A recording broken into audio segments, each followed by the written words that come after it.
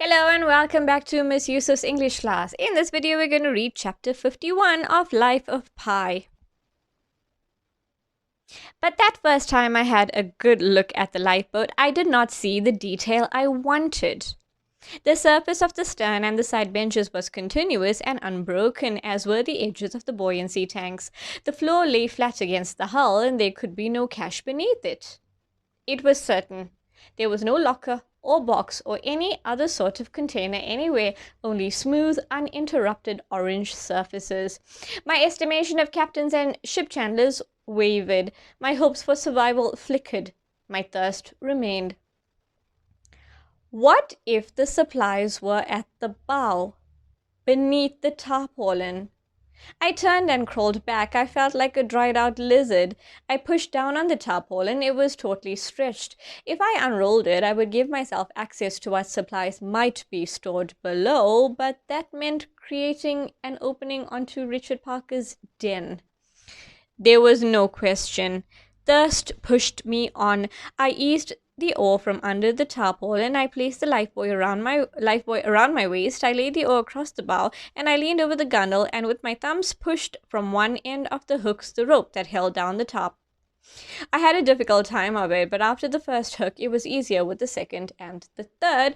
I did the same on the other side of the stem. The top became slack beneath my elbows. I was lying flat on it, my legs pointed toward the stern. I unrolled it a little. Immediately I was rewarded. The bow was like the stern. It had an end bench, and upon it, just a few inches from the stem, a hasp glittered like a diamond. There was the outline of a lid. My heart began to pound. I unrolled the tarpaulin further. I peeked under. The lid was shaped like a rounded-out triangle, 3 feet wide and 2 feet deep. At that moment I perceived an orange mass. I jerked my head back. But the orange wasn't moving and didn't look right. I looked again. It wasn't the tiger. It was a life jacket.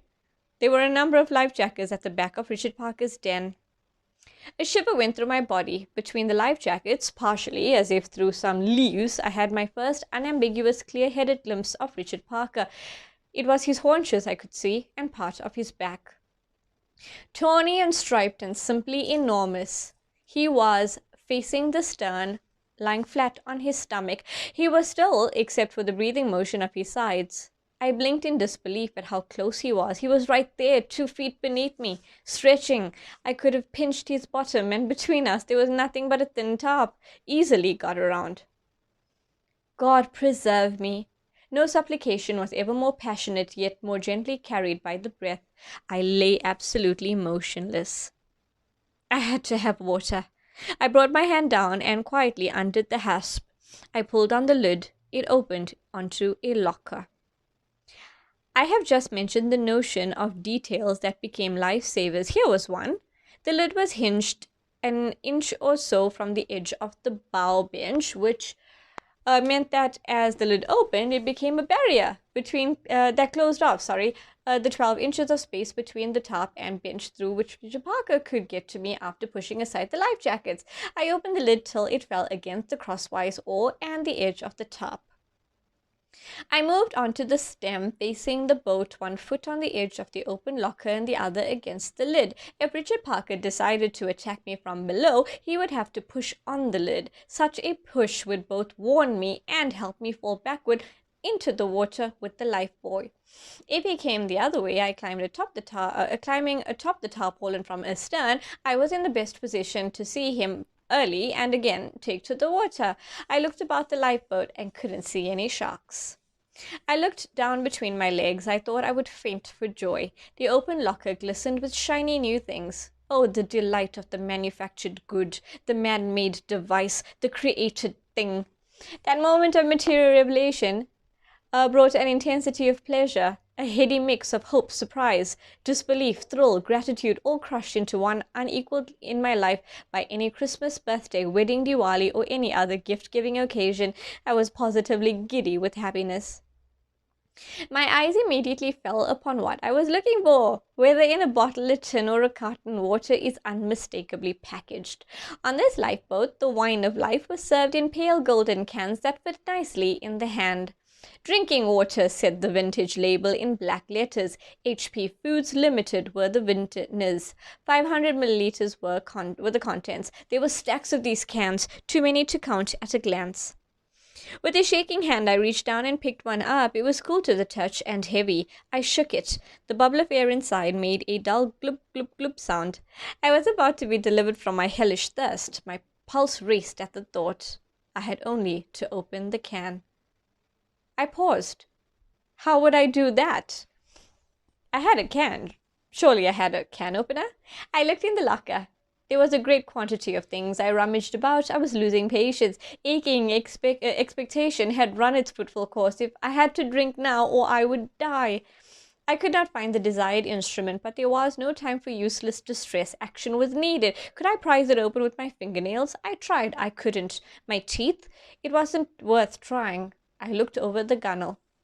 The top hooks. Short, blunt, solid. I kneeled on the bench and leaned over. Holding the can with both my hands, I sharply brought it up against the hook. A good dint. I did it again. Another dint next to the first. By dint of dinting, I managed the trick. A pearl of water appeared. I licked it off. I turned the can and banged the opposite side on the top of the top against the hook to make another hole. It worked like a fiend. I made a larger hole. I sat back on the gunnel. I held the can up to my face. I opened my mouth. I tilted the can. My feelings can perhaps be imagined, but they can hardly be described. To the gurgling beat of my greedy throat, pure, delicious, beautiful, crystalline water flowed into my system. Liquid life it was. I drained that golden cup to the very last drop, sucking at the hole to catch any remaining moisture. I went, tossed the can overboard and got another one. I opened it the way I had the first, and its contents vanished just as quickly. That can sailed overboard too, and I opened the next one, which shortly also ended up in the ocean. Another can was dispatched. I drank 4 cans, 2 liters of that most exquisite of nectars before I stopped. You might think such a rapid intake of water after a prolonged thirst might upset my system. Nonsense! I never felt better in my life. Why, feel my brow. My forehead was wet with fresh, clean, refreshing perspiration. Everything in me, right down to the pores of my skin, was expressing joy. A sense of well-being quickly overcame me. My mouth became moist and soft. I forgot about the back of my throat. My skin relaxed. My joints moved with greater ease. My heart began to beat like a merry drum, and blood started flowing through my veins like cars from a wedding party honking their way through town. Strength and suppleness came back to my muscles. My head became clearer. Truly, I was coming back to life from the dead. It was glorious, I tell you. To be drunk on alcohol is disgraceful, but to be drunk on water is noble and ecstatic. I basked in bliss and plenitude for several minutes. A certain emptiness made itself felt. I touched my belly. It was a hard and hollow cavity. Food would be nice now. A masala dosa with coconut chutney. Even better, uttapam. Oh, I brought my hands to my mouth. Idli! The mere thought of the word provoked a shot of pain behind my jaws and a deluge of saliva into my mouth. My right hand started twitching. It reached and nearly touched the delicious flattened balls of parboiled rice in my imagination. It sank its fingers into their steaming hot flesh. It formed a ball soaked with sauce. It brought it to my mouth. I chewed. Oh, it was exquisitely painful. I looked into the locker for food. I found cartons of Seven Oceans standard emergency ration from faraway exotic Bergen, Norway. The breakfast that was to make up for 9 missed meals, not to mention odd tiffins that mother had brought along, came in a half-kilo block, dense, solid, and vacuum-packed in a silver-colored plastic that was covered with instructions in 12 languages. In English, it said that the ration consisted of 18 fortified biscuits of baked wheat, animal fat, and glucose, and that no more than 6 should be eaten in a 24-hour period. Pity about the fat, but given the exceptional circumstances, the vegetarian part of me would simply pinch its nose and bear it.